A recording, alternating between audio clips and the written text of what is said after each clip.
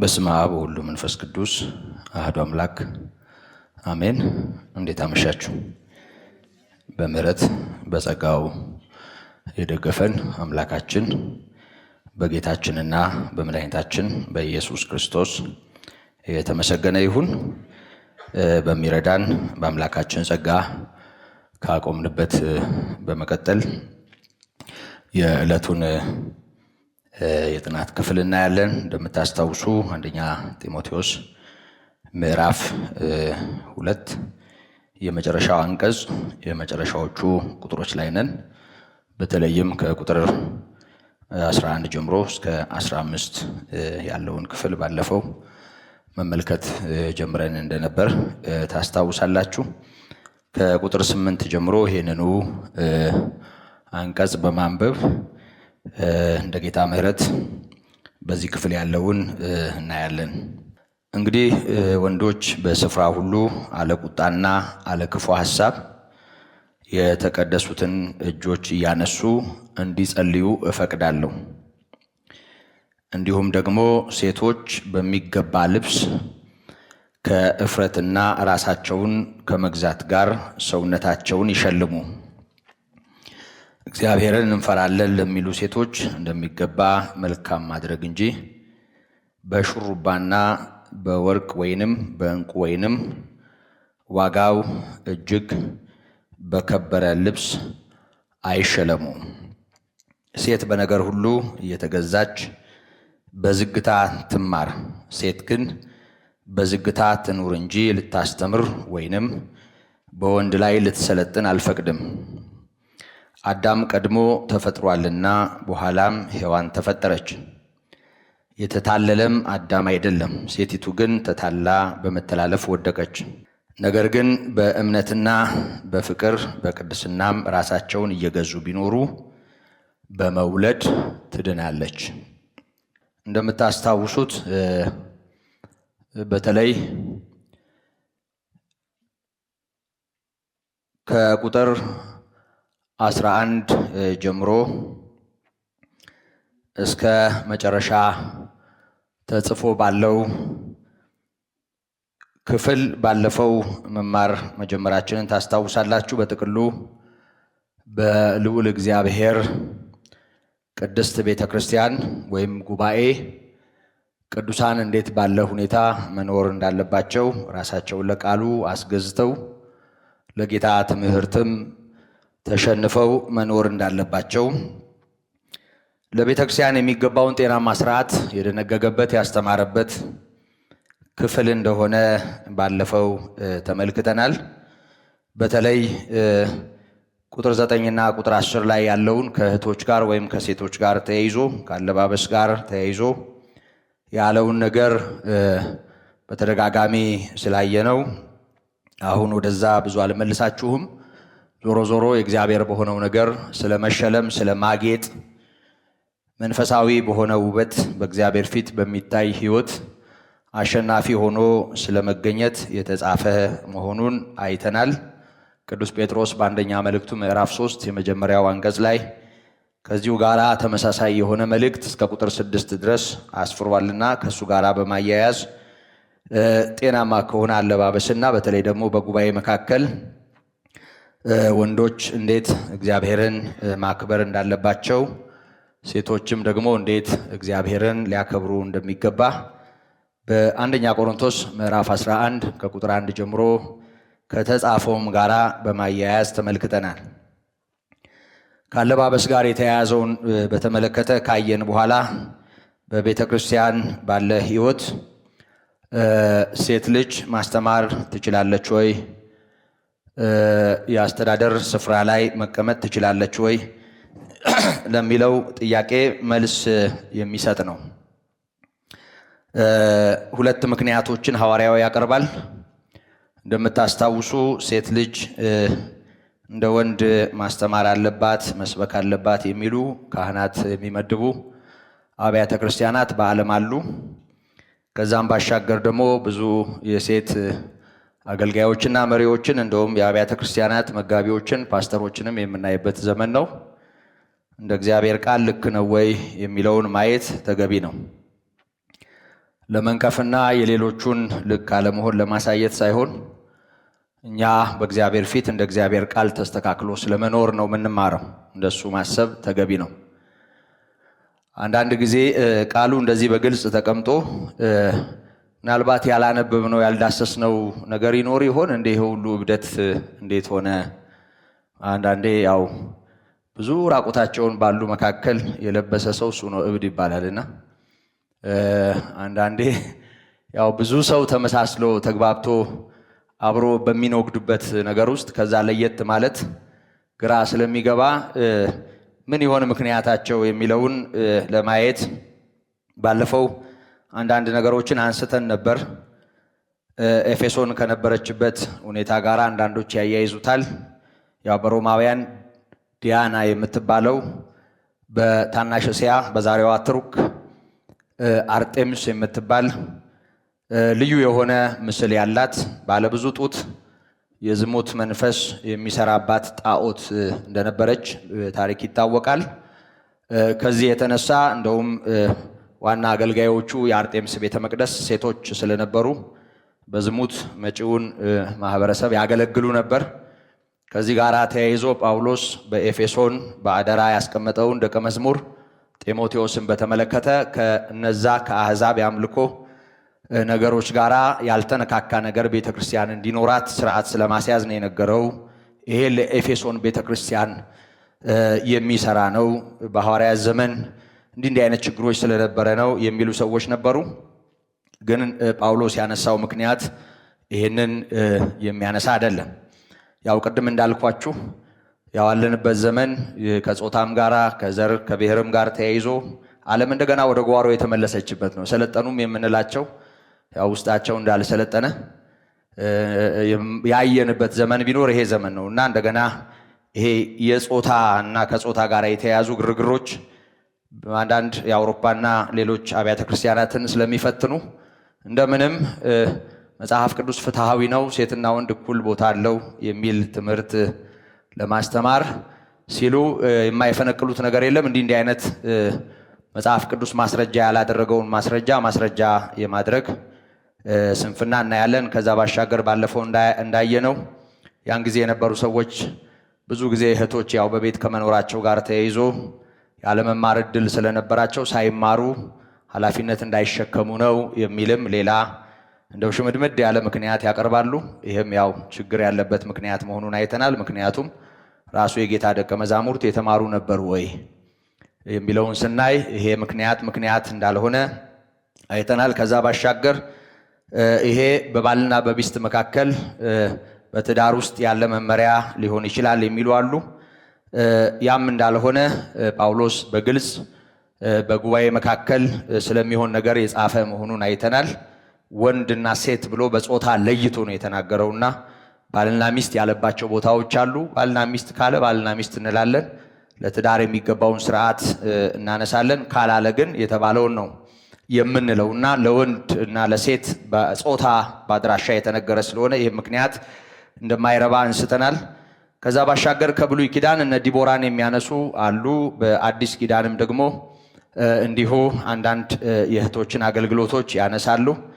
ግን የብሉይ ኪዳኑ ሲጀመር ያው የቤተ ክርስቲያን ዋቤ ወይም ምሳሌ መሆን አይችልም። የአዲስ ኪዳኑም ቢሆን በጉባኤ መካከል እህቶች የሚኖራቸውን ፋይዳ በተመለከተ ያስቀመጠው ነገር አለ። ስለዚህ በመጽሐፍ ቅዱሳችን ወንጌል እንዴት ያገለገሉ ሴቶች እንደነበሩ በውል እናያለን። አንዳንድ ጥቅሶችንም ባለፈው ተመልክተናል። አገልግሎቱ ውስጥ ያን ያህል ፋይዳ የላቸውም ወይ እህቶች፣ ቦታ የላቸውም ወይ እህቶች የሚል ጥያቄ ብናነሳ ለዚህ ጥያቄ መጽሐፍ ቅዱስ የሚያጠግብ መልስ አለው። በመዳንም ጉዳይ በቤተ ክርስቲያንም አገልግሎት ውስጥ እህቶች የነበራቸውን ፋይዳ ያነሳል።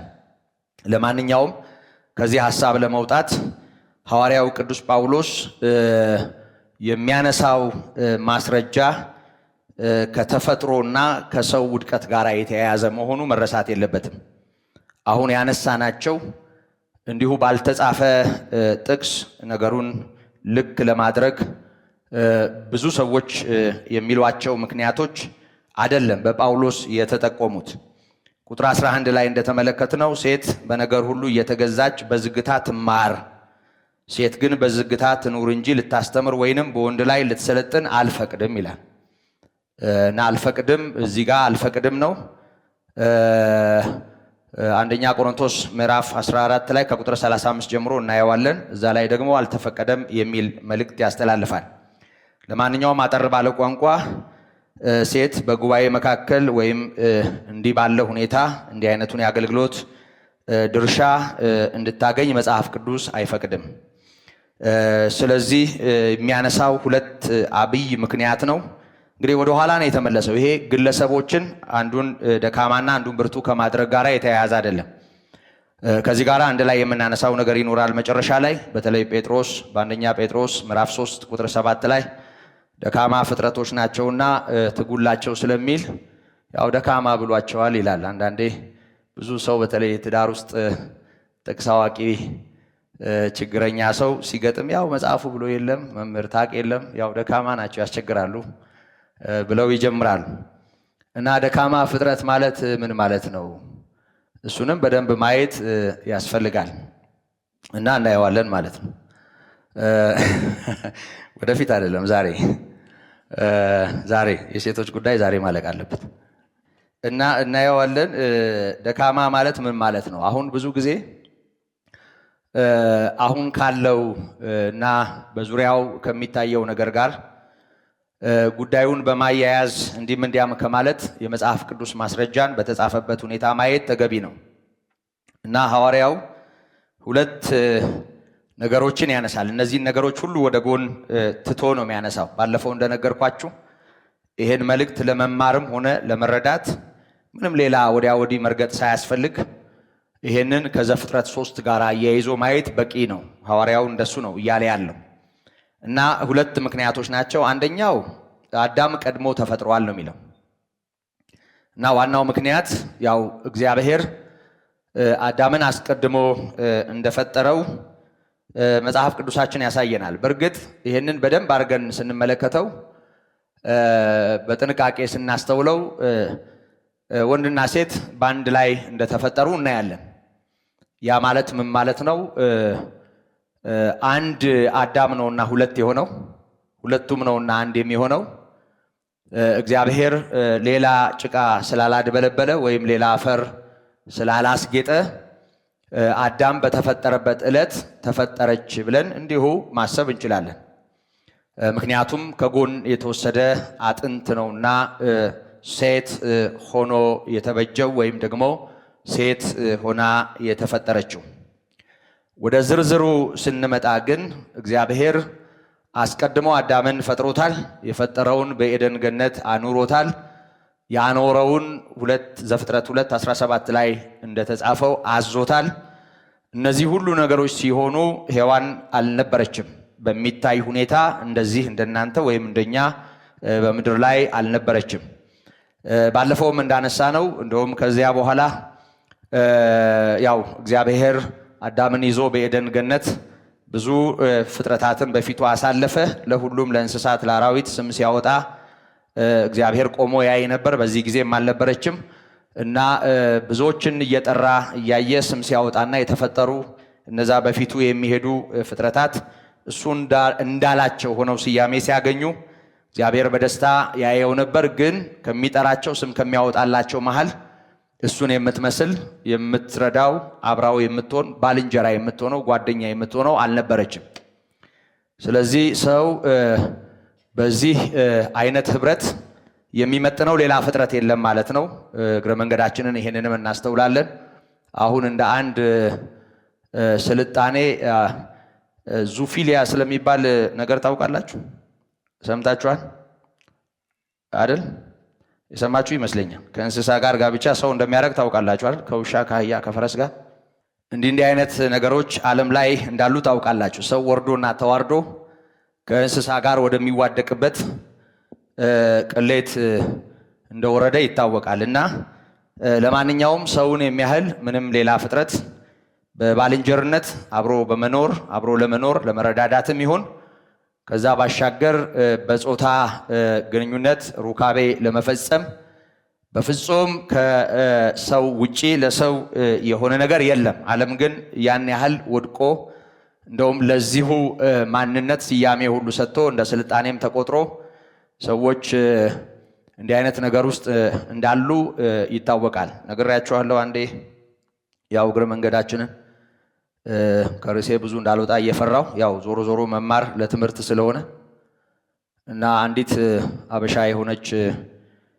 ወዳጃችን እዛ አረብ ሀገር በነበርንበት ጊዜ እዛ በማገለግልበት ጊዜ በአንድ ነገር በጣም ደንግጣ ራሷን እንደ መሳት ሁሉ አርጓት ነበር። እና ጉዳዩ ምንድነው? የምትሰራበት ቤት የሚያሰራት ሰው ወዳለበት ቦታ ዘው ብላ ስትገባ ከውሻ ጋራ ግንኙነት ሲያደርግ ታገኘዋለች እና ራሷን ስታ ትወድቃለች።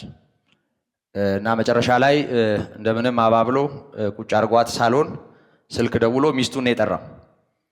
እና ሚስትየው ትመጣለች እና ቀለል አድርገው ብዙ አታክብጂው ቀለል አድርጊው እና እኔ ያው የራሴ ችግር አለብኝ ስለዚህ እኔው ነኝ የታከመ ውሻ የገዛውለት እና እንደ ችግር አትቁጠሪው አለችኝና እንዴት እዛ ቤት ልኑር ብላ ከዛ ቤት መውጣቷን አውቃለሁ። እና ሰው ያው ሲወድቅ ምን ያህል እንደሚወድቅ ሲዋረድ ምን ያህል እንደሚዋረድ ሲዋረድም ምን ያህል እንደተዋረደ ሮሜ 1ን አሁን ማስታወስ የሚያስፈልገኝ አይመስለኝም። ለማንኛውም ሰው እንደሱ ያለ ረዳት አልተገኘለትም፣ ባልንጀራም አልተገኘለትም። ሰው ከሌላ እንስሳ ከዝንጀሮ ከቺምፓንዚ ጋራ እንደ ሰው አንዳንዶች እንደ ቀላል አልጋ ላይ ውሻ አንድ ላይ ሲያስተኙ ከውሻ ጋራ ሲንከባለሉ እናያቸዋለን። ኖርማል ይመስላል። ድመትና ውሻ ያው የቤት እንስሳ ተብለው ስለሚጠሩ እና ኖርማል ይመስላል። ግን ይቅርታ አድርጉልኝ ያው ውሻ መሆን ነው መውረድ ወደዚህ መውረድ ያው ሰው እንደ እንስሳ ይሆናል። መጽሐፍ ቅዱስም ይላል ውሾች አይልም ከውሾች ተጠበቁ ስለሚል እኔ ደፍሬ በመናገሬ እንደ ነውር እንዳትቆጥሩት። ውሻ ይሆናል ሰው ይወርዳል። ውሻ ነው ሰው ማይሆነው እንጂ አህያ ነው ሰው ማይሆነው እንጂ ሰው አህያ ይሆናል። እውነት ነው። ሰው ይወርዳል ይወድቃል፣ እንደ እንስሳ ይሆናል፣ ማስተዋል ያጣል ሰው ሲዋረድ። እና ለማንኛውም እንደሱ የሚመስል አልነበረም። እና እግዚአብሔር ብቻውን እንደሆነ አይቶ ራራለት። የሚወደው አምላክ ለዚህ የፈጠረው ጌታ እሱን አስተኝቶ ከጎኑ አጥንት ወስዶ እሷን ሴት አድርጎ ሰራት። ከዛ ወደፊቱ ሲያመጣት ተኝቶ ነበር። እንዴት እንደተፈጠረች አያውቅም፣ ግን ምንም በቃ ሳይወዛገብ መቀበሉ ይገርመኛል። እና ይህች አጥንት ከአጥንቴ ስጋም ከስጋዬ ናት አለ። እሷ ከወንድ ተገኝታለችና ሴት ትባላለች። ድብን ያለ እንቅልፍ ላይ ጥሎት ነው ያ ሁሉ ነገር የሆነው። ግን በጣም ይገርማል። እና ሲነሳ ደስ ብሎት ተቀበለ። እሷ ከኔ ተገኝታለች አለ፣ ስምም አወጣላት። እና በእንዲህ አይነት ሁኔታ ያው ወንድና ሴት ሆኑ። እና እግዚአብሔር በፈጠራቸው ቀን ወንድና ሴት አድርጎ ፈጠራቸው ስለሚል ዘፍጥረት ላይ አዳም በተፈጠረበት ዕለት በማንነት ውስጥ አለች። ያው አንዱን ነው ሁለት ያደረገውና እና ሰው ወንድም ሴትም በእግዚአብሔር ፊት ልዩነት የለውም። እግዚአብሔር ላዘጋጀው ሕይወት በሰማይ ላለው ክብር እግዚአብሔር በአርአያው ለፈጠረው አፈጣጠር ምንም ልዩነት የለውም። እግዚአብሔር ወንድና ሴት አድርጎ ፈጠራቸው ባረካቸው ካለ በኋላ የፍጥረቱን ዝርዝር ነው ዘፍጥረት 2 ላይ የምናየው። መጀመሪያ ጠቅለል ያለ የፍጥረትን የመጀመሪያ ምዕራፍ እንዲሁ ጠቅልሎ ነው የሚያሳየን። ወደ ዘፍጥረት ስንወጣ ያው ሰው በተለየ ሁኔታ ስለተፈጠረ ከሰው ጋር የተያያዘው ሌሎቹን አይደለም፣ ሌሎቹን ፍጥረታት አይደለም፣ ከሰው ጋር የተያያዘውን ነገር በዝርዝር ሲያብራራ እናየዋለን። ስለዚህ ወንድና ሴት አድርጎ ፈጠራቸው። በዚህ ታሪክ ውስጥ አስቀድሞ የተፈጠረው እንደ ሰው ሙሉ ሆኖ በምድር ላይ ተንቀሳቅሶ በኤደን ገነት ኖሮ መመሪያ የተቀበለው አዳም ነው። እሱ ቀድሞ ተፈጥሯል እና ይቀድማታል ነው እያለ ያለው ጳውሎስ። እና ትርጉም ያስፈልገዋል? አንድም ሁለትም ያስፈልገዋል? ምንም አያስፈልገውም፣ በቃ ስለሚቀድም። ይሄንን አውርደን ከሌሎች ነገሮች ጋር ሳናያይዘው ማለት ነው ዘፍጥረት ላይ ስንሄድ በመሰረቱ እግዚአብሔር ፍጥረት ወደ መጀመሪያው ጤናማ ነገር እንዲመለስ ፈቃዱ ነው። ይሄን ታውቃላችሁ። ለምሳሌ በትዳር ጉዳይ ባለፈው አንስቼው ከሆነ አላውቅም። ማቴዎስ 19 ላይ ሰው በማናቸው ምክንያት ሚስቱን ሊፈታ ተፈቅዷልን ብለው ጠይቀውታል ፈሪሳውያን። እና ጌታ እግዚአብሔር አንድ ያደረገውን ሰው አይለየው እና አልተፈቀደም ብሎ ሲናገር ያው ምክንያት ያገኙ መስሏቸው ሙሴ እኮ ሊፈታ ከወደደ የፍቻዋን ጽሕፈት ይስጣት ይላል እኮ አለ። አይ ከመጀመሪያ እንደሱ አልነበረም ነው ያለ። እና የመጀመሪያው ነገር ፍቺ የሚባል ነገር በእግዚአብሔር ማንነት ውስጥ የለም። እግዚአብሔር ሰውን ሲፈጥር በፍጹም እንደሱ አይነት ሐሳብ አልነበረውም። ከመጀመሪያ እንደዚህ አልነበረም ነው ያለው። እና ወደ መጀመሪያው መሄድ ያስፈልጋል። ወደ ቀደመው ነገር ነው የሄደው። አሁንም ጳውሎስ የመጀመሪያውን ያነሳው። አሁን ወደ ግለሰብ ሕይወት ስንመጣ ለምሳሌ ባለፈው እንዳነሳ ነው አቢጌልን ከናባል ጋር ማነጻጸር ይቻላል። እንደውም አይምሯቸውን እኮ በሚዛን አስቀምጦታል። እሷ ታላቅ አይምሮ አላት፣ እሱ ግን እንደው ሙሉ ጫርጎ ነው የሚሰድበው መጽሐፉ። ችግር አለበት። እንደገና በሕይወታችን በኑሯችን ውስጥ የምናውቃቸው ቤታቸውን መምራት የማይችሉ ሚስቶቻቸውን በስርዓት ማስተዳደር የማይችሉ ለልጆቻቸው የማይሆን ነገር ያላቸው በዛም ብዙ ወንዶች አሉ። የዛኑ ያህል በጣም በእግዚአብሔር ጸጋና ምሕረት ጥበበኛ የሆኑ ለባሎቻቸው መዳን ምክንያት የሚሆኑ እህቶች እንዳሉም ይታወቃል። አሁን ወዳለው ወደዚህ ዝርዝር ነገር በወንዶችም ውስጥ ወዳለ ስንፍና፣ በሴቶችንም ውስጥ ወዳለ ስንፍና፣ በወንዶችም ውስጥ ወዳለ ብርታት፣ በሴትም ወዳለ ብርታት መተን አሁን የምናውቀውን ነገር እንዲህ ያንጠረጠርን እንዲና እንዲህ ከማለት እንድንወጣና ወደ ኋላ እንድንመለስ ነው ጳውሎስ እየተናገረ ያለ።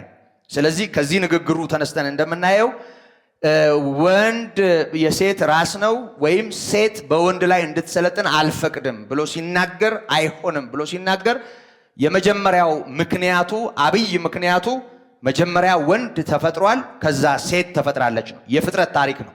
ሌላ ምንም ዝርዝር ነገር የመማር ጉዳይ አይደለም። የፋይናንስ ጉዳይ አይደለም። ሌላ ባህሪያትም አላነሳም። እዚህ ዝርዝር ነገር ውስጥ ሳይገባ አስቀድሞ ወንድ እሱ ተፈጥሯል ነው የሚለው። ይሄ መጀመሪያው ነገር ነው። ሁለተኛው ነገር እሷ ቀስ ብላ ወይም በሁለተኛ ደረጃ ነው የተፈጠረችው፣ ግን በመውደቅ ቀድመዋለች ይላል እና እሱ መጀመሪያ ተፈጠረ፣ እሷ ግን መጀመሪያ ወደቀች ይላል። ስለዚህ የሳተችው እሷ ናትና ከዚህ የተነሳ አልፈቅድም ነው እያለ ያለው። አዳም ቀድሞ ተፈጥሯል፣ በኋላም ሔዋን ተፈጠረች። የተታለለም አዳም አይደለም። ሴቲቱ ግን ተታላ በመተላለፍ ወደቀች እና ይህንን ሐሳብ አሁን ወደዚህ አምጥተን ስናየው አሁን ያለንበት ብዙ የሚስቱ ወንዶች አሉ፣ ብዙ የሚስቱ ሴቶች አሉ፣ ብዙ ልክ የሆኑ ሴቶች አሉ፣ ብዙ ልክ የሆኑ ወንዶች አሉ። ይህንን አምጥተን ስናይ የሆነ ሚዛን አውጥተን ሴቶች አስቀድመው ስለሳቱ ሁልጊዜ በስህተት የሚቀድሙ ናቸው የሚል ትርጉም ሰጥተን ባናየው መልካም ነው። ምክንያቱም ጠንካራና በጣም ከሐዋርያት ጋር ተባብረው የነበሩ ሴቶችም ስላሉ፣ ስለዚህ ወደዛ ነው የሄደው። ወደ መጀመሪያው ታሪክ ነው የመጣው እና አስቀድማ ስታለች ነው ያለው እና ስህተቱን ተከትሎ እግዚአብሔር ባስተላለፈው እርግማን ውስጥ አንድ በደንብ መስተዋል ያለበት ከዚህ የመጽሐፍ ሐሳብ ጋር የሚገናኝ ነገር ላስታውሳችሁ። ወደ ኋላ ቁጥር 16 ዘፍጥረት 3 ለሴቲቱም አለ በጸነሽ ጊዜ ጭንቅሽን አበዛለሁ፣ በጭንቅ ትወልጃለሽ፣ ፈቃድሽ ወደ ባልሽ ይሆናል፣ እርሱም ገዥሽ ይሆናል። ሌላውን ዝርዝር ነገር ትተን ፈቃድሽ ወደ ባልሽ ማለት በአንቺ ፈቃድ ላይ እርሱ የበላይ ነው ማለት ነው። ለምሳሌ ይሄንን ከጌታ ከኢየሱስ ክርስቶስ ጸሎት ጋር ብናያይዘው አባት ሆይ ብትወድ ይህችን ጽዋ ከኔ ያሳልፋት፣ ፈቃዴ ይሄ ነው አለ አይደል? ግን ያንተ ፈቃድ ይሁን ሲል በዚህ ጉዳይ አንተ የወሰንከው ይሁን በማለት ፈቃዱን ለአባቱ እንዳስገዛ እናያለን። ስለዚህ ከዚህ ውድቀት ጋር ተያይዞ እግዚአብሔር ባስተላለፈው ተግሳጽ ወይም ቁጣ በሞላው ንግግሩ ውስጥ ፈቃድሽ ወደ ባልሽ ነው፣ እርሱም ገዢሽ ይሆናል አለ።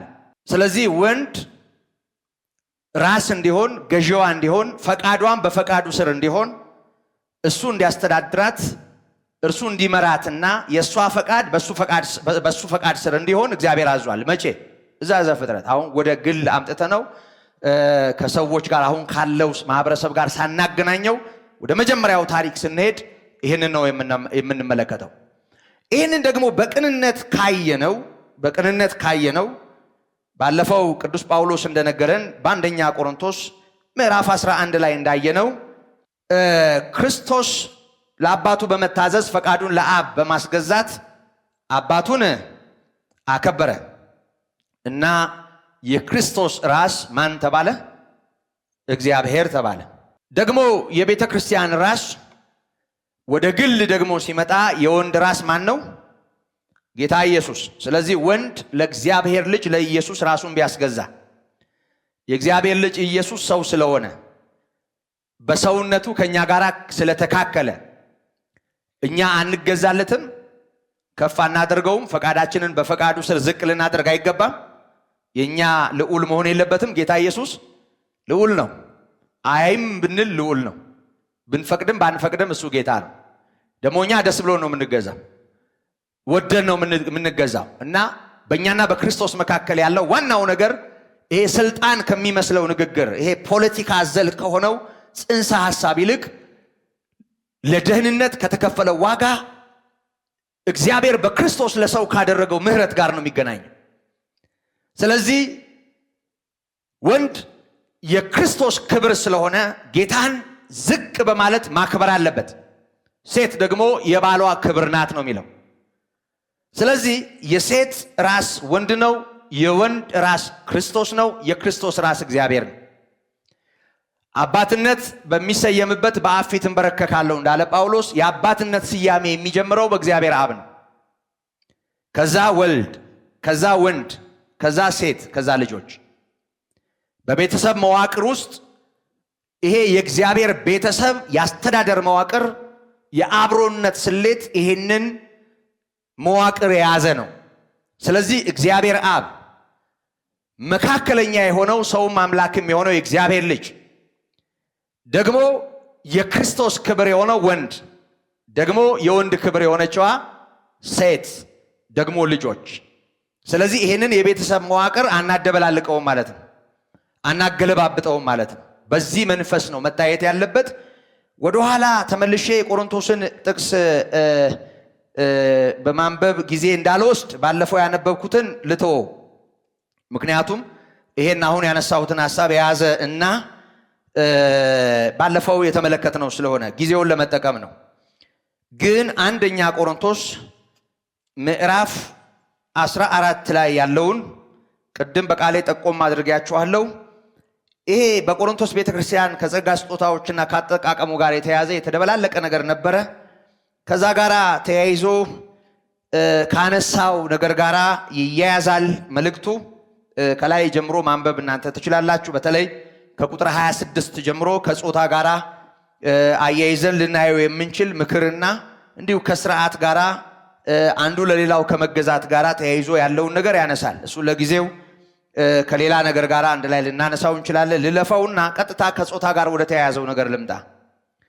ሴቶች በማህበር ዝም ይበሉ አለ። በማህበር ዝም ይበሉ። ሕግ ደግሞ እንደሚል እንዲሁ እንዲገዙ እንጂ እንዲናገሩ አልፈቅድም አለ። ወይም አልተፈቀደላቸውም። እንደውም አልፈቅድም እዛ ጢሞቴዎስ ላይ ነው። እዚህ ጋር መጽሐፍ እንደሚል የሚለው ነገር አለ። ደግሞም አልተፈቀደላቸውም ነው የሚለው። ስለዚህ ፈቃድ የለም በቅዱሳን አብያተ ክርስቲያናት ውስጥ ማለት ነው። ባለፈው ምዕራፍ 11ን ስንመለከት እንዳየነው በግልጽ ጳውሎስ በዚህ ጉዳይ እከራከራለሁ የሚል ነገር ካለ እኛና የእግዚአብሔር አብያተ ክርስቲያናት እንዲህ አይነት ልማድ የለንም። እሱ እንደፈለገ መሆን ይችላል ማለት መሾምም ይችላል፣ እንደፈለገ ማድረግ ይችላል። ግን የቅዱሳን አብያተ ክርስቲያናት እንዲህ አይነት ልማድ የላቸውም። ሐዋርያት እንዲህ አይነት ልማድ የላቸውም። ቢሆንልን በሐዋርያት መሰረት ላይ ብንታነጽ ጥሩ አይደለም? ቢሆንልን ወደ መሰረቱ ብንሄድ እና የዓለም መልኳ እንዲህ ስለዞረባትና እንዲህ ስለተቸገረች ዓለም በብዙ የዞረበት ነገር ውስጥ ስላለች ያንን ኮፒ ከማድረግ ወደ ኋላ ተመልሰን ወደ መነሻው ሄደን ነገሮቻችንን ማስተካከል የተሻለን እና ሐዋርያው ማንም በዚህ ጉዳይ እከራከራለሁ የሚል ካለ የኛና የእግዚአብሔር አብያተ ክርስቲያናት እንዲህ አይነት ልማድ የለንም ብሎ ባጭር ነጥብ ይዘጋል። ሌላ ምንም ማብራሪያ አልሰጠም። አሁንም ልክ በእንዲህ አይነት ሁኔታ ነው የሚናገረው እንጂ ማን ነው የሚናገረውና አልተፈቀደላቸውም ይላል። ቀጠል አድርጎ ቁጥር 35 ላይ ለሴት በማህበር መካከል መናገር ነውር ነው አለ። እንደውም ነውር ማለት ግልጽ ነው አይደል? ነውር አደረገው። ነውር ነው አለ። ምንም ሊማሩ ቢወዱ በቤታቸው ባሎቻቸውን ይጠይቁ ምን ነው ይልና እንደው በጣም በዚህ ጉዳይ ብዙ የተነታረኩ ይመስላሉ። እዛ ምዕራፍ 11 ላይ ካለው ጋራ ተያይዞ ምን ነው ይልና የእግዚአብሔር ቃል የወጣ ከናንተ ነውን ይላል። እናንተ ናችሁ የእግዚአብሔር ቃል መሰረቶች፣ ከናንተ ነው እንዴ የእግዚአብሔር ቃል የወጣው ይላል። ወይስ ወደ እናንተ ብቻ ደርሷል? እናንተ ናችሁ ምንጩ ነው ወይስ እናንተ ብቻ ናችሁ ይሄ እግዚአብሔር ቃል የሚሰራባቸው እና የእግዚአብሔር ቃል ያላቸው መንፈሳዊ ነገር በዚህ አይነት መልኩ የደረሰላችሁ እናንተ ብቻ ናችሁ ወይ ይላቸዋል። እናንተ መነሻም አይደላችሁም፣ መድረሻም እናንተ ብቻ አይደላችሁ። ምክንያቱም ምዕራፍ 11 ላይ የእግዚአብሔር አብያተ ክርስቲያናት ስላለ እኛና ሐዋርያት ብሎ ስለተናገረ ሌሎች አብያተ ክርስቲያናት የሐዋርያትን ትምህርት የሚያደምጡ ለሐዋርያት ትምህርት ራሳቸውን የሚያስገዙ የነ ጳውሎስን ስልጣን የተቀበሉ እግዚአብሔር በእነሱ በኩል የሚሰራውን አሜን ያሉቱ በስርዓት ስለሚኖሩ እናንተ ናችሁ ወይ ምንጭ ለእግዚአብሔር ቃል ይላቸዋል።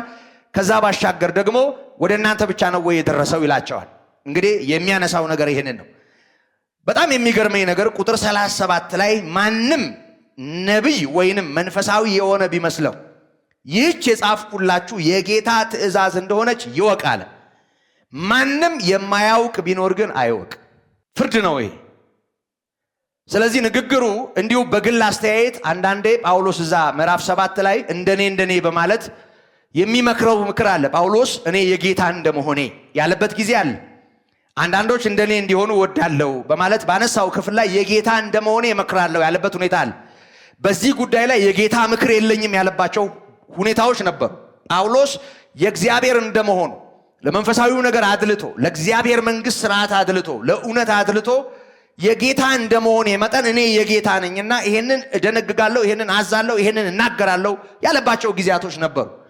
ግን በዚህ ጉዳይ ላይ ከግሉ እንደመነጨ ከራሱ እንደወጣ የግል አስተያየትና የግል ውሳኔ አድርጎ አይደለም እየተናገረ ያለው። ለዚህ ነው ሐዋርያው የእግዚአብሔር ቃል የወጣው ከናንተ ነው ወይስ ወደ እናንተ ብቻ ነው የደረሰው ካለ በኋላ ማንም ነብይ ወይም መንፈሳዊ የሆነ ቢመስለው እንግዲህ ተገልጦልኛል የሚል ሊኖር ይችላል። እሷ ነብይ እንድትሆን ያው የዛሬ ነቢያት ደግሞ እንዳለ በቃ ልክ የሆነ ነገር በሆነበት በዛችው ቅጽበት እዛው ነው ቻናል የሚቀይሩትና ነብይ አድርጌ ያለው ይላል እዛው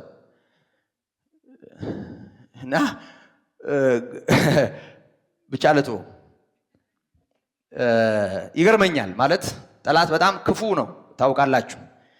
እና ቤተክርስቲያንን በጣም እየተጫወተባት እንደሆነ በማያስተውሉ አገልጋዮች ምክንያት ቤተክርስቲያን መቀለጃ እንደሆነች ክርስቶስም እንደተናቀ እንዳልተከበረ እንዲሁ ጥቅስ ላይ ክርስቶስ የቤተክርስቲያን ራስ ነው ይባል እንጂ የአገልግሎቱ የቤተክርስቲያን የመንፈሳዊ ስነ ስርዓት መሪ ሆኖ የማይታይባቸው ቤተ እምነቶች ብዙ ናቸው። ዛሬ በጣም ደፋር የሆኑ የቤተክርስቲያን መጋቢዎች አሉ፣ እንደ ልባቸው የሚናገሩ። እንግዲህ ይሄንን ቀደን ከመጽሐፍ ቅዱስ የምናወጣ ከሆነ ይቻላል። መጽሐፍ ቅዱሱን እንዲያጣመን በራሳችን መንገድ የምናደርገው ከሆነ ይቻላል። መጽሐፍ ቅዱሱ መመሪያችን ከሆነና በሐዋርያትና በነቢያት መሰረት ላይ ታንጸን ከሆነ ትምህርታችን ምንጩ የእግዚአብሔር ቃል ከሆነ የሐዋርያት ትምህርትና ሕይወት ከሆነ ግን አንችልም።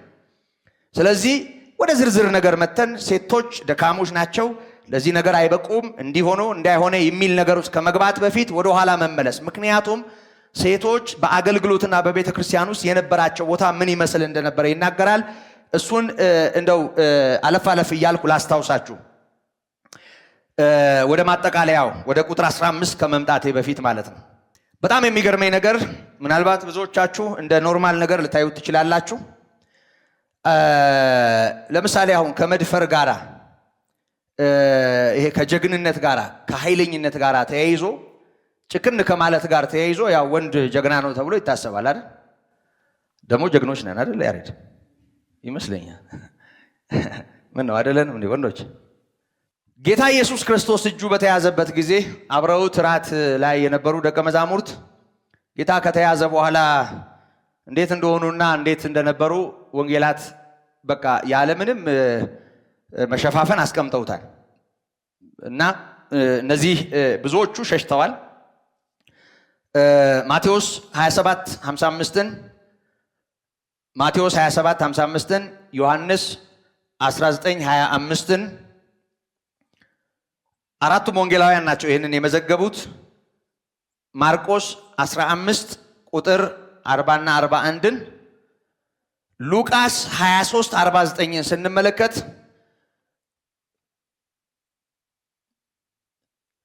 ሴቶቹ ሚዛን ደፍተው ነበር በዚህ ጊዜ እና ብዙዎቹ በተበተኑበት ሰዓት መግደላዊት ማርያም፣ የታናሹ ያዕቆብና የዮሳ እናት ማርያም፣ ሶሎሜ እና ሌሎች ብዙ ሴቶች እስከ መጨረሻ ድረስ ጨክነው ጌታን እንደተከተሉት ተመዝግቧል። አንዳንድ ጊዜ ከዚህ በቃ ሴቶች ያው ስለሚፈሩ በቀላሉ አቋም ሊቀየሩ ስለሚችሉ እንደው በጥፊም ሊተውት ስለሚችሉ ምናምን የሚል ትምህርት አለ። እሱ መጽሐፍ ቅዱሳዊ አይደለም። ምክንያቱም እንደሱ እንዳልሆነም የሚያሳይ ነገር ስላለ ወደ ኋላ ነው መመለስ ያለብን፣ ወደ መሰረቱ። አሁን ሌሎች ምክንያቶቻችንን ትተን ወደ መሰረቱ እሱ ላይ ትኩረት እንድናደርግ ነው እነዚህ ነገሮች ማንሳት የምፈልገው እና እህቶችም ደግሞ ደስ ብሏቸው እንዲገዙ ማለት ነው። በጣም የሚገርመው ጌታ ከተሰቀለ ከሞተ በኋላ ደግሞ ማልደው ወንዶቹን ቀድመው ወደ መቃብር የገሰገሱት ሴቶች ናቸው። ሉቃስ 24 ከ22 እስከ 24 ላይ ተመዝግቧል። እና ሽቶ ይዘው የፍቅራቸውን ሌሎች በየስርቻው ገብተዋል። እንደውም አንዳንዶቹ እኮ ያው መንገድም ጀምረዋል ያን አካባቢ ለቀው። ማርቆስ የመጽሐፍ ቅዱስ አጥኚዎች ራሱን ነው እንደዚህ በሶስተኛ መደብ ያስቀመጠው ይላሉ። አንድ ጎበዝም ከሱ ጋር አልነበርክም ብለው አፈፍ አድርገው ሲይዙት የለበሰውን ልብስ ጥሎላቸው እርቃኑን መለመላውን እንደሮጠ ተመዝግቧል። እና እንዲህም የሚሮጥ ወንድ አለ ማለት ነው። እና እስከ መቃብር ድረስ በጣም ተከትለውታል። መከተል ብቻም ሳይሆን በሶስተኛው ቀን ማልደው ወደ መቃብር የሄዱት እህቶች እንደነበሩ ወይም ደግሞ እነዚህ በስም የተጠቀሱት ሴቶች እንደነበሩ ተመዝግቧል። ከዛ ባሻገር በ120 መካከል በሐዋርያት ሥራ ላይ እንደምንመለከተው በጸሎት አብረው ሲጋደሉ የነበሩና አብረው ሲተጉ የነበሩና በአንድ ልብ ሆነው ሲያገለግሉ የነበሩ እህቶች እንደነበሩ ተመዝግቧል። ሐዋርያት ሥራ ምዕራፍ 1 ቁጥር 14 ላይ እንደዚህ የሚል ቃል አለ። እነዚህ ሁሉ ከሴቶችና ከኢየሱስ እናት ከማርያም ከወንድሞቹም ጋር በአንድ ልብ ሆነው ለጸሎት ይተጉ ነበር ይላል። እና እናቱ ቅድስት ድንግል ማርያምም አብራ ተንበርክካ ከነሱ ጋር ትጸልይ ነበር፣ ታመልከው ነበር። አሁኛንን ተመላኪ ያረግናት ያልተጻፈ ያነበብን ማለት ነው።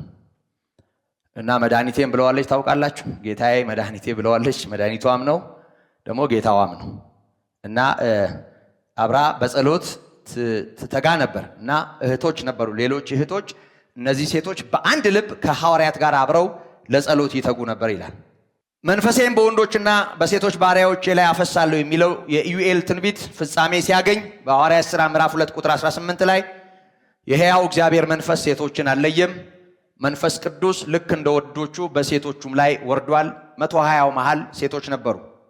ከዛ ባሻገር በመንፈስ ቅዱስ ኃይል ወንጌል በተሰበከበት በመጀመሪያዋ ቤተክርስቲያን የልደት ወቅትና ጊዜ እንደ ሌሎቹ እኩል እንደውም ይገርመኛል። እዛ ቦታም ላይ እነሱም ቢመዘገቡ ጥሩ ነበር። አሁን አንዳንድ የወንጌል ክፍላት በተለይ ይሄ ከጥብርያዶሱ ጋር ተያይዞ እዛ ዮሐንስ 6ም ላይ ማየት ትችላላችሁ። ሌሎች ወንጌላውያንም ጌታ ቂጣውንና አሶቹን አብዝቶ በመገበበት ጊዜ ሕፃናትና ሴቶች ሳይቆጠሩ ነው የሚለው እና ያው የዘር ሐረግ ከወንድ ጋር ተያይዞ በወንድ በኩል ስለሚቆጠር በዛው አይነት ሁኔታ የተነገረ ይመስላል። እና ይሄ የሚበላው ላይ እንደውም ሴቶች አልተቆጠሩም፣ ግን ትልቁ ነገር ላይ መቆጠራቸው ይገርመኛል። እና ምን እያልኩ እንደሆነ ይገባችኋል። እዛ ላይ ሴቶችና እንደውም ምንድነው የኛ አባቶች እንደው ቢያስቡ ለምን ይሆን የሚለውን ነገር ወደዛ ወደ ባህሉ ሄዶ ከመመርመር ይልቅ እና ሴትና ሕፃን ያው ከሚጎርሰው የሚፈረፍረው ስለሚበዛ እናንተን አላዩም የሚፈረፍረው ስለሚበዛ እና ብዙ ስለማይበሉ ይሆናል ወንዶች ያልተቆጠሩት ብለው ያው አንድም ብለዋል፣ እንደሱ ብለውታል። ግን እሱን እንተወውና እዛ የተበላው እንጀራ ላይ ቂጣና ሳው ላይ አልተቆጠሩም እንጂ የሰማይ እንጀራው ላይ ተቆጥረዋል። አይሻልም? አዎ ይሻላል። እዚህ ቦታ ተቆጥረዋል። እና የሚያምኑትም ይላል ከፊት ይልቅ ለጌታ ይጨመሩለት ነበር። ወንዶችና ሴቶችም ብዙ ነበሩ ይላል እና 3000 ሰዎችም ሲቆጠሩ 5000 ሰዎችም ሲቆጠሩ እንደ ጥብርያዶሱ ባህር ዳርቻ እንደ አሳና እንደ ቂጣው ወንድና ሴት ተለይቶ አይደለም እና እዚህ ላይ ወንዶችም ሴቶችም መቆጠራቸውን እናያለን። እና ከመዳን ጋር ተያይዞ ወንድም ሴትም የለም ባሪያም ጨዋም የለም እያለ ገላትያ ምዕራፍ 3 ቁጥር 28 ላይ ይናገራል። እና አንዳንድ የማያስተውሉ ይህንን ከአገልግሎት ጋር ያያይዙታል። ከአገልግሎት ጋር አይያያዝም። ይሄ በእግዚአብሔር ፊት እግዚአብሔር ይሄን ምህረት ለሕዝብ ለአሕዛብ ለወንድ ለሴት ያለ ልዩነት ከመስጠቱ ጋር ነው የሚገናኘው። ከአገልግሎት ጋር የተያያዘ ጥቅስ አይደለም። ያለ ሰፈሩ ማንሳት አይገባንም፣ ሐሳቡን ወይም ጥቅሱን ወይም ትምህርቱን። በጣም የሚገርመው ነገር ወንዶች ለወንጌል በከፈሉት ዋጋ መጠን ዋጋ መክፈላቸውን እናያለን። ጥቅሶቹን እናንተ አንብቧቸው። ሳውል እየጎተተ ሲያስጨንቅ ወንዶችንም ሴቶችንም እኩል እነዚህ ሴቶች አይረቡም፣ እነዚህ ቢገረፉ ባይገረፉ ብሎ አልተዋቸው። እንደውም እንደ ሰደድ እሳት ወንጌልን በማቀጣጠል ሴቶቹ የነበራቸው ድርሻ ቀላል አይደለም። ትንሣኤን ያበሰሩ ሴቶች ናቸው። ቅድም መቃብሩ ላይ ማልደው ተገኙ ብቻም ሳይሆን እነ ሉቃስ የተናገሩትን ታስታውሳላችሁ። ማልደው ወደ መቃብር የሄዱት ሴቶች ሕያው ነው በዚህ የለም የሚል የመላእክትን የምስራች ሰማን ብለው አስገረሙናል። እና ማን ናቸው ማለት ነው የምስራቹን ቀድመው የሰሙት? ከዛ ሲበኑ ደግሞ ሄደው እነ ዮሐንስን እነ ጴጥሮስን ካሉበት ቦታ ያነቁና ቀድመው የጌታን ትንሣኤ አይተው ያበሰሩ ናቸው። እና እነዚህ ሴቶች በጳውሎስም ጭክን ያለ ያውም ለሴቶች የተለየ ስፍራ በሚሰጥ ሕሊና ሳውል በነበረበት ጊዜ ሴቶቹ ሴቶች ናቸው፣ ምንም አያመጡ፣ ማህበረሰብ ውስጥ የነሱ ተጽዕኖ ምንም አይደለም፣ ስለዚህ እነሱ ቢያምኑ ባያምኑ የራሳቸው ጉዳይ ብሎ አልተዋቸውም። የሚገርመው ነገር እኩል ይጎትታቸው ነበር፣ እኩል ይጥላቸው ነበር፣ እኩል መከራ ይቀበሉ ነበር። ይሄ በሐዋርያት ሥራ ምዕራፍ 8 ቁጥር 3 ላይ፣ በሐዋርያት ሥራ ምዕራፍ 9 ቁጥር 2 ላይ፣ በሐዋርያት ሥራ ምዕራፍ 22 ቁጥር 4 ላይ በግልጽ በክርስቶስ ምክንያት ዋጋ እንደከፈሉና እንደተሰደዱ፣ እንደተገረፉ፣ እንደታሰሩ፣ እንደተናቁና እንደተጣሉ ተቀምጧል። በግልጽ ይናገራል። ከዚያ ባሻገር ከሐዋርያት ጋር በመተባበር ሴቶች ያገለግሉ ነበር። እኩል የአገልግሎቱ ተባባሪዎች ነበሩ። ይሰብካሉ አይሰብኩም፣ በአጭር ቃል አይሰብኩም አልሰበኩም። በጉባኤ መካከል ስላለ ነገር አለ የሚናገረው። ግን በብዙ አገልግሎቶች ውስጥ አብረው ነበሩ። ከሐዋርያት አገልግሎት ጋር ቶሎ እውነትን በመቀበልም ተባብረዋል። ለምሳሌ ሐዋርያት ሥራ ምዕራፍ 17 ቁጥር 4 ላይ የነ ጳውሎስ የነ ሲላስ መከራ ውስጥ መውደቅ አንዱ ምክንያት በመከራ ውስጥ መውደቅ አንዱ ምክንያት በተሰሎንቄ ከተማ የነበሩ ሴቶች ከሐዋርያት ጋር ስለተባበሩ ነው። ባለጸጎች ነበሩ።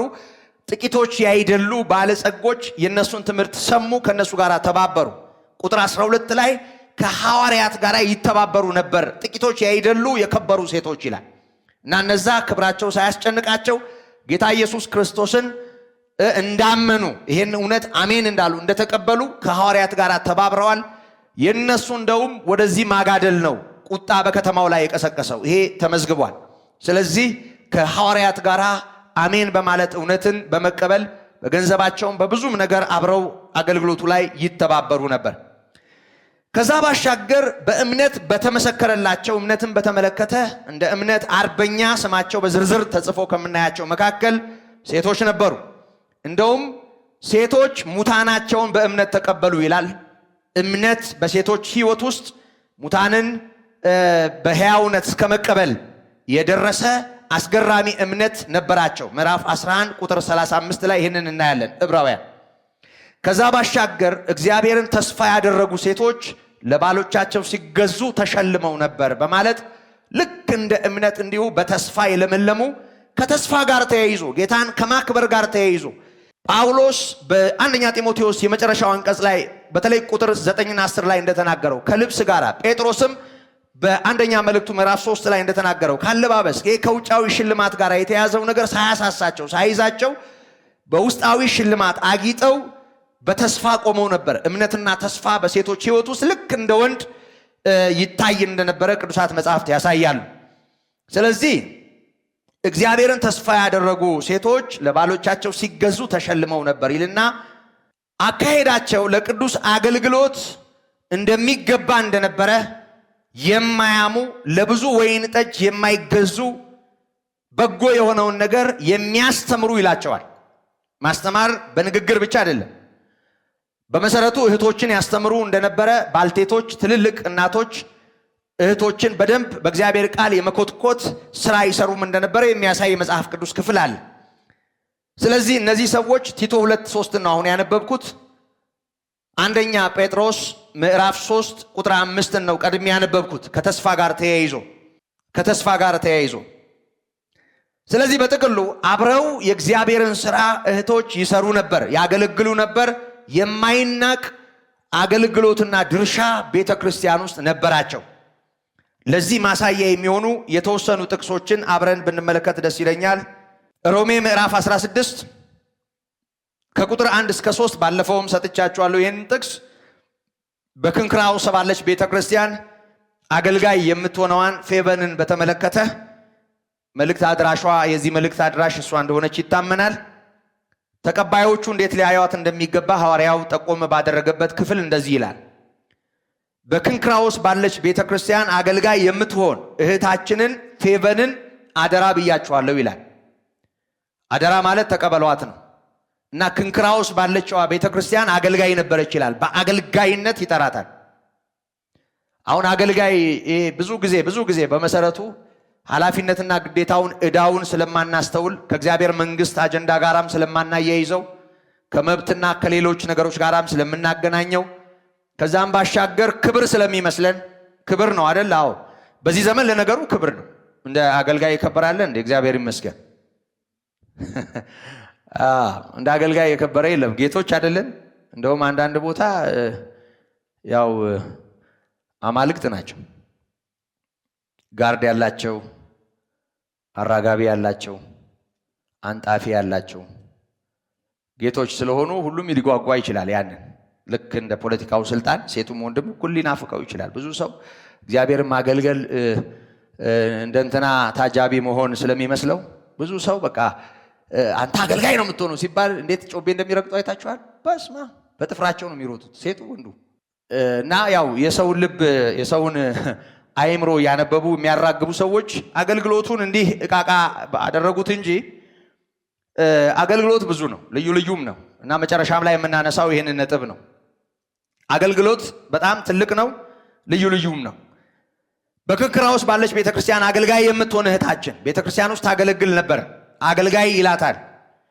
ለቅዱሳን እንደሚገባ በጌታ ተቀበሏት ይላል። ስትቀበሏት በቃ ለቅዱሳን የጌታ የሆኑ ሰዎች ባላቸው ቦታ መጠን በዛ አይነት ሁኔታ ተቀበሏት ይላል። እርሷ ለብዙዎች ለእኔም ለራሴ ደጋፊ ነበረችና ጳውሎስን አገልግሎት የምትደግፍ እንደነበረች ነው የሚናገረው። ሌሎችንም ጭምር ከናንተም በምትፈልገው በማናቸውም ነገር እርዷት ይላል። እና ይሄንን መልእክት ይዛ የምትሄደው እህት አገልጋይ ናት። ለቅዱሳን እንደሚገባ አድርጋችሁ ተቀበሏት ይላል። እንደው ዝም ብላ ወረቀት ይዛ እንደሄደች መልእክት ይዛ እንደሄደች አንዲት ግለሰብ ሳይሆን በእግዚአብሔር መንግስት ውስጥ ፋይዳ እንዳላት ትርጉም እንዳላት አገልጋይ እንደሆነች ቦታ እንዳላት የሐዋርያውንም አገልግሎት የሌሎቹንም ሕይወት በመደገፍ በጣም ጠንካራ ቦታ የነበራት እህት እንደነበረች ያሳያል። እና በጌታ እህት እንደሆነች የክርስቶስ ቤተክርስቲያንም አገልጋይ እንደሆነች ከዛ ባሻገር እንደ እግዚአብሔር ቅዱስ ማለትም በጌታ የተቀደሱትን በሚቀበሉበት ሁኔታ እንዲቀበሏትና እንዲረዷት በሚያስፈልጋት ነገር መጠን እንዲያግዟት ጭምር ይናገራል። እና ቁጥር 3 ላይ ምን ይላል? በክርስቶስ ኢየሱስ አብረውኝ ለሚሰሩ ለጵርስቅላና ለአቂላ ሰላምታ አቅርቡልኝ ይላል። በጣም የሚገርመው ነገር በቃ ከነ ጵርስቅላ ከነ አቂላ ከሌሎችም አገልጋዮች ጋር አንድ ላይ የምትጠራ እህት እንደነበረች እናያለን። እና አገልግሎት ውስጥ የነበራትን ነገር ነው የምናስተውለው። ተጨማሪ በፊልጵስዩስ ምዕራፍ 4 ከቁጥር 2 እስከ 3 ሁለት ሴቶችን ያነሳል። ቁጥር 2 ላንብበው። በአንድ ሐሳብ በጌታ እንዲስማሙ ኤዎድያንን እመክራለሁ፣ ሲንጤኪንም እመክራለሁ ይላል። ስሞቹ ያው ለኛ ባዕድ ስለሆኑ የወንድ ይሁኑ የሴት ለኛ አይለዩም፣ ግን የሴት ስሞች ናቸው፣ ሴቶች ናቸው። እና እነዚህ ሰዎች እንግዲህ የማይግባቡበት ነገር ያለ ይመስላል። በአንድ ሐሳብ እንዲስማሙ እመክራለሁ ይላል። እና አንተም ደግሞ በስራዬ አብረህ የተጠመድህ እውነተኛ ሆይ እንድታግዛቸው ለምንሃለሁ። ምን ስለሆኑ እነዚህ ሰዎች እነዚህ ሴቶች በአንድ ሐሳብ እንዲስማሙ እመክራለሁ ብሎ በስም ጠርቶ ስምምነት በመካከላቸው እንዲኖር ይናገራል። እና አንተም በስራዬ አብረህ የተጠመድህ ይለዋል። እውነተኛ ሆይ እንድታግዛቸው እለምንሃለሁ። ስሞቻቸው በሕይወት መጽሐፍ ከተጻፉት ከቀለሚንጦስና ደግሞም ከኔ ጋር አብረው ከሰሩት ከሌሎቹ ጋር በወንጌል ከኔ ጋር አብረው ተጋድለዋል ይላል። ስለዚህ ተጋድሎ ውስጥ የነበሩ ናቸው። መሃላቸው ግን አለመስማማት አለ። ስለዚህ በአንድ ሐሳብ እንዲስማሙ እንድትመክራቸው አዛሃለሁ። እነዚህ ሴቶች ቀላል አይደሉም። በወንጌል አገልግሎት አብረውኝ ሰርተዋል፣ ተጋድለዋል ይላቸዋል። ስለዚህ በወንጌል አገልግሎት ውስጥ የማስተማር ፋይዳ በተመለከተ የተከለከለ መሆኑን ያው ደግሜ ደጋግሜ ያሳስቤያለሁ፣ ጳውሎስ እንዳሳሰበ። ከዛ ባሻገር ግን ብዙ ነው አገልግሎት ለቤተ ክርስቲያን በመሰረቱ በጣም ፊት ለፊት ከሚታየው መድረክ ላይ ከሚታየው ክብር ከሚመስለው አገልግሎት ይልቅ ብዙ ሰው የማያስተውላቸው የወንጌሉን አገልግሎት በተዘዋዋሪ የማገዝ የሆኑ አገልግሎቶች ቀላል አይደሉም። ስለዚህ እንደዚህ አይነት ሴቶች ነበሩ፣ ያገለግሉ ነበር። ለኔም ለቤተ ክርስቲያንም እንዲነበሩ በጌታችን በኢየሱስ ክርስቶስ አገልግሎት አብረው ከኔ ጋር ተጋድለዋል ይላል። ስለዚህ እነዚህ ሴቶች ተጋድሎ ውስጥ አብረው መኖራቸውን ያሳየናል። ከዛ ባሻገር ሌላ ሴት ቆላሲስ 4:15 ላይ ይጠቅሳል። ቆላሲስ 4:15 ላይ በሎዶቅያ ላሉት ወንድሞችና ለንምፉን በቤቱም ላለች ቤተክርስቲያን ሰላምታ አቅርቡልን ይላል። ለንምፉን አማርኛው ግራ የገባው ነው፣ ያው አማርኛ ስላልሆነ ስሙ እና እቺ ሴት ናት። ስሟን ደግሜ ያልጠራ የሴት ስም ነው እና ስሟን ደግሜ ያልጠራም ሴት ናት። ግን በአድራሻ ሰላምታ ሲቀርብላት እናያለን። በሎዶቅያ ባለው ቤተክርስቲያን ያላትን ስፍራና ቦታ ነው የሚያሳየው እና ፊሊሞና ምዕራፍ 1 ቁጥር 2 ላይ እንዲሁ ለፍብያ በማለት የሚጠራት አንዲት ሴት አለች። ለሷም እንዲሁ ሰላምታ ያቀርባል። ስለዚህ እህቶች በቤተ ክርስቲያን እንዲህ ባለ ሁኔታ ቦታ ተሰጥቷቸው እናያለን፣ ሲያገለግሉም እናያለን። አገልግሎቱ እንዲራመድ ብዙ ዋጋ ከፍለዋል። እስከ ሰማዕትነት የደረሰ አገልግሎት ነበራቸው። ይሁን እንጂ አሁን ባየነው መጠን አገልግሎት እንደነበራቸው እንዳላቸው አገልግሎታቸው አስፈላጊ እንደሆነ ሐዋርያት ምስክርነት ይሰጣል። ከዚህ ጋር በደንብ መስተዋል ያለበት ነገር ምንድነው? ጌታችን ኢየሱስ ክርስቶስ ሐዋርያ ያደረጋቸው ሐዋርያት ስንት ናቸው? ሴቶቹ ስንት ነበሩ? አልነበሩም? ከዛ ደግሞ በኢየሩሳሌም ቤተክርስቲያን ሐዋርያት ሥራ ምዕራፍ 6ን ስንመለከት ሐዋርያት እኛ ለቃሉና ለጸሎት እንተጋለን ብለው 7 ሰዎች ሲመረጡ ያው በተለመደው ቋንቋ 7 ዲያቆናት ይሏቸዋል። ያው ቋንቋው ብዙ አያወዛግብም። እነ እስጢፋኖስ እነ ወንጌላዊው ፊልጶስ የተመረጡበት እነ ኒቆላዎስ የተመረጡበትን ህብረት ነው የምናየው እና ወንዶች ነበሩ ይህን ኃላፊነት እንዲሸከሙ ወይም እንዲረከቡ የተመረጡት። እና ወደ ቀጣዩ ምዕራፍም ስንሄድ ስለ ኤጲስቆጶሳት ስለ ዲያቆናት ሲናገር በጾታ ጉዳይ ከወንድ ጋር አያይዞታል። አሁን ባነበብነው እያጠናነው ባለነው በጢሞቴዎስ መልእክት ወይም ለጢሞቴዎስ በተጻፈው መልእክት ቁጥር 15 ላይ እህቶችን በተመለከተ አንድ ብዙ ሰው ግር የሚለው አንድ ነገር ይናገራል። እንደዚህ ይላል፣ ራሳቸውን በእምነትና በፍቅር በቅድስናም ራሳቸውን እየገዙ ቢኖሩ በመውለድ ትድናለች ይላል። በመውለድ ይዳናል ይላላ ትድናለች ይላል። ከምንድን ነው የምትድነው? ሴት በወንድ ላይ አትሰልጥን ከሚለው እገዳ ሴት በወንድ ላይ አትሰልጥን ከሚለው እገዳ ትድናለች። ምክንያቱም መቼም ከሴት ሳይወለድ ወደ ምድር የመጣ አለ? ወንድም ይሁን ሴት፣ ጳጳስ ይሁን ፓስተር፣ ወይም ደግሞ ጠቅላይ ሚኒስትር ይሁን ፕሬዝዳንት አለ። በጣም የሚገርም ነገር ልንገራችሁ። በጣም የሚገርም ሰምታችሁት የማታውቁት ልክ እኮ ነኝ። ሰምታችሁት አታውቁ። በጣም የሚገርም ነገር ልንገራችሁ። በዓለም ላይ ያሉ ወንዶች ሁሉ የተወለዱት ከሴት ነው። ሰምታችሁ ታውቃላችሁ?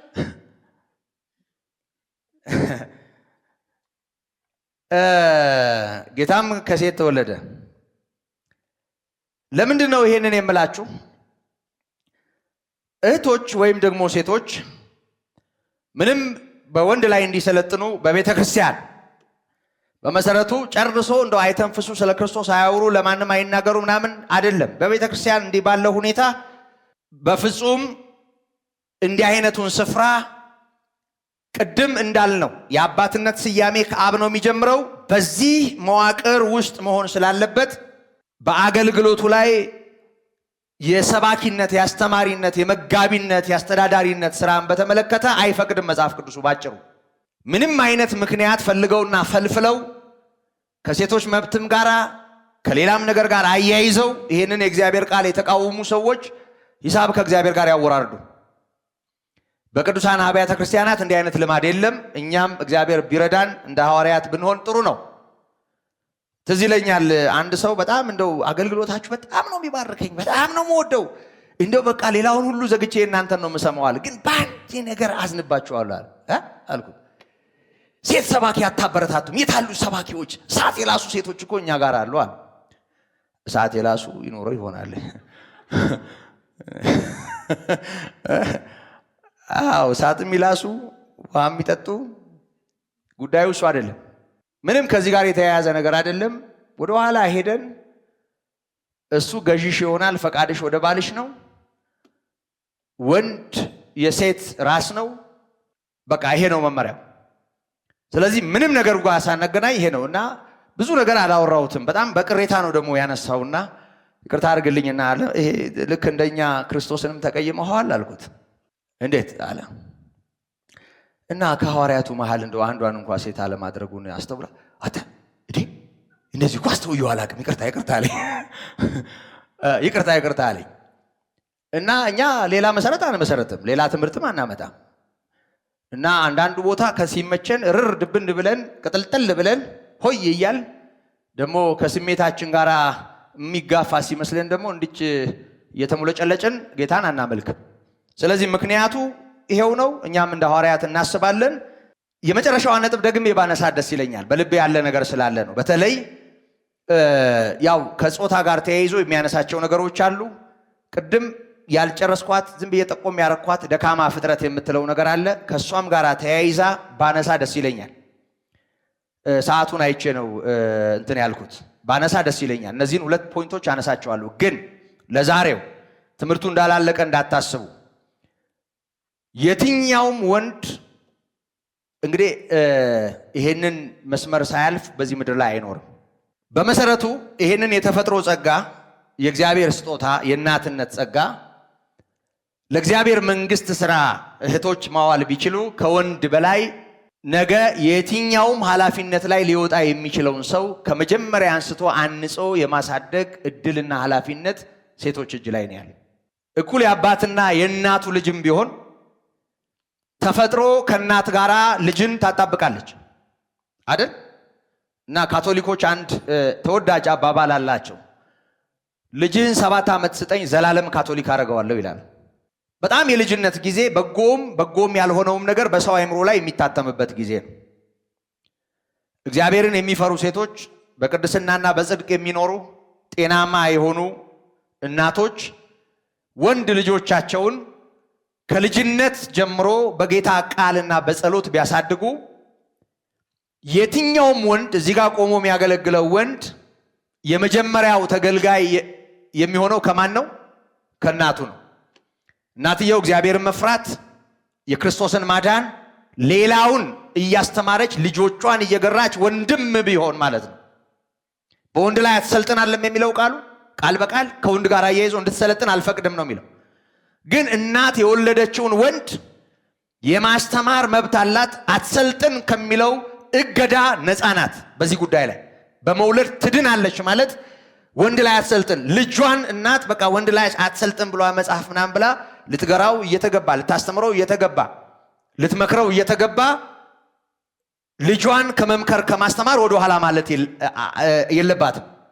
ስለዚህ እግዚአብሔርን እየፈሩ በጽድቅ በቅድስና ራሳቸውን እየገዙ ቢኖሩ በመውለድ ትድናለች።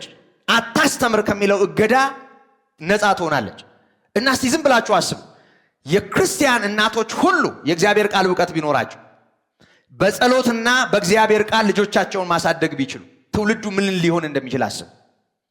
ዛሬ ገደለ አስገደለ የምንለው አፈነዳ የምንለው አሴረ ተሰረበት የምንለው የትኛውም የስልጣን እርከንና የትኛውም በዓለም ላይ ያለ ከፍታ ላይ ያለው ወንድ ከእናት ማህፀን ሳይወጣ ከሴት ሳይወለድ በምድር ላይ አይኖርም። እህቶች ይሄ ቤተክርስቲያን ያለውን ግፊያ በማቆም ልጆቻቸውን እንዲህ ባለ ሁኔታ ወደ ማስተማር ቢመጡ እጅግ የተሰራ ማህበረሰብ የተበጀ ማህበረሰብ ይፈጠር ነበር። ምድሪቱም ያልፍላት ነበር። እና በጣም የሚያሳዝነው ነገር እንደውም ብዙ በአገልግሎትና በመንፈሳዊ መድረክ ላይ አሉ የሚባሉ ነቢያት ነን የሚሉ የጸሎት ጓድ ነን የሚሉ የጸሎት ግሩፕ ነን የሚሉ በተለያየ አይነት ኃላፊነት ውስጥ አለንበት የሚሉ ሰዎች ልጆቻቸው ቤት ውስጥ እጅግ አረም የበቀለባቸውና ውጪ ባለው መጠን ወላጆቻቸውን የማያውቁ ናቸው። የብዙ አገልጋይ ልጆች ኑሯቸው ህይወታቸው የተበላሸ ነው። ሁሉንም አልላችሁ ይሄንን ኃላፊነት የሚወጡ ሊኖሩ ይችላሉ፣ ግን አብዛኛው የተመረዘ ነው። ለምንድነው? ቤት ኃላፊነታቸውን ስለማይወጡ ልጆቻቸውን ስለማያሳድጉ በእንዲህ አይነት ሁኔታ ስለማይገሩ ነው። በጣም አንዳንድ እናቶች እንኳን ይሄ ለመንፈሳዊ ነገር ተውት፣ እሱ ላይ ይስተዋል ይችላል።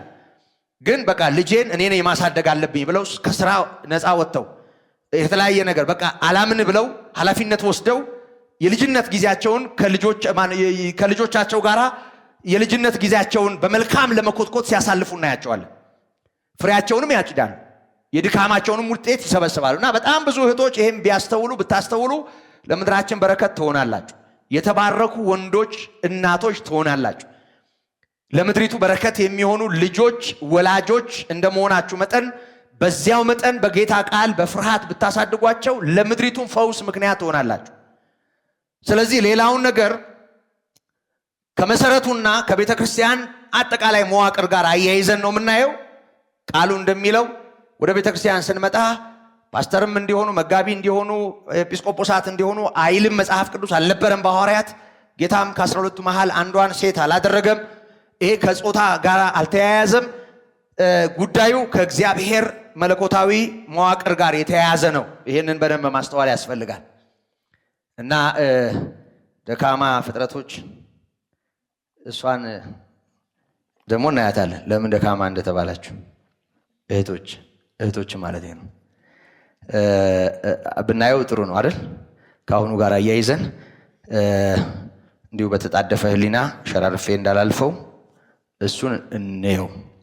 ከዛ ባሻገር ግን ልጆች ያሏችሁ እድለኞች ናችሁ። ልጆቻችሁን በጽድቅ አሳድጉ። እነሱ በምድር ላይ የተለያየ ኃላፊነት የሚይዙ ትልልቅ ሰዎች ሊሆኑ ይችላሉ። ዋጋ ከፈሉባቸው፣ በረከት ይሁኑ። መጽሐፍ ቅዱስ ይሄንን ይፈቅዳል። እና ሴቶች በመውለድ ይድናሉና እና እግዚአብሔር የረዳችሁ ዳኑ። ምን ሆናችሁ ማለት ነው? ወልዳችሁ ዳኑ። ያው በፍቃድ አይሆንም አውቃለሁ። እግዚአብሔር እንዲህ ያድርግልን ለቤተ ክርስቲያንና በአጠቃላይ ለቅዱሳን ቤተ ክርስቲያናት፣ ለኛ ብቻም ሳይሆን እንዳለ ይህችን ቤተ ክርስቲያን የምድሪቱን በዚህ ዘመን ያለችውን ቤተ ክርስቲያን እግዚአብሔር ይፈውሳት፣ ይጎብኛት።